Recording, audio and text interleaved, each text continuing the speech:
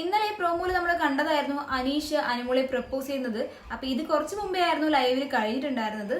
അനീഷ് ആദ്യം ഇങ്ങനെ ഇഷ്ടം തുറന്ന് പറഞ്ഞപ്പോൾ അനുമോള് ചോദിച്ചത് ഇത് പ്രാങ്ക് ആണ് അനീഷ് ഏട്ടാ, സത്യം പറയും ഇത് പ്രാങ്ക് ആണെന്നൊക്കെ ചോദിച്ചിട്ടുണ്ടായിരുന്നു.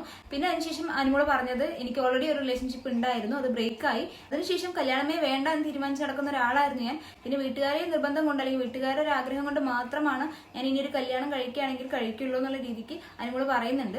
അനുമോളുടെ സൈഡിൽ നിന്ന് പ്രോപ്പർ ആയിട്ടൊരു മറുപടി കിട്ടാത്തതുകൊണ്ട് തന്നെ അനീഷ് അവിടെ നിന്ന് പെട്ടെന്ന് എണീറ്റ് പോവുകയാണ്. അനുമോൾ ആകെ കിളി വേറെ ഒരു മട്ടിലാണ് അനുമോൾ ഇരിക്കുന്നത്.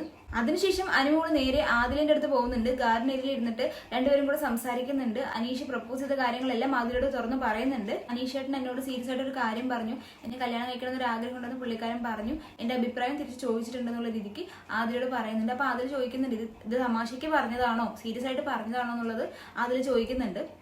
അപ്പൊ അനുമോള് പറയുന്നുണ്ട് ഇല്ല പുള്ളിക്കാരൻ സീരിയസ് ആയിട്ടാ പറഞ്ഞെന്ന് പറയുന്നുണ്ട്.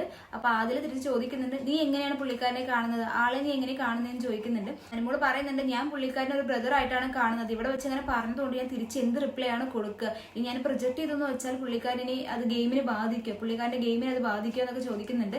അതുപോലെ തന്നെ പ്രേക്ഷകർ ഇനിയിപ്പോ എന്ത് പറയും, ഞാൻ പ്രൊജക്ട് ചെയ്തെന്ന് വെച്ചാൽ പ്രേക്ഷകർ എല്ലാവരും കൂടെ എന്നെ കുറ്റം പറയില്ല എന്നൊക്കെ പറഞ്ഞിട്ട് അനുമോള് പറയുന്നുണ്ട്. എന്തായാലും ഇതിൽ നിന്ന് മനസ്സിലാക്കാൻ പറ്റിയത് അനീഷിനെ കാണുന്നത് ഒരു ബ്രദറായിട്ട് തന്നെയാണ്. ഇനിയിപ്പോ അനീഷിന്റെയും അത് സ്ട്രാറ്റജി ആണോ ഇനിയിപ്പോ ഗെയിം പ്ലാൻ ആണോ എന്ന് അറിയാൻ പാടില്ല.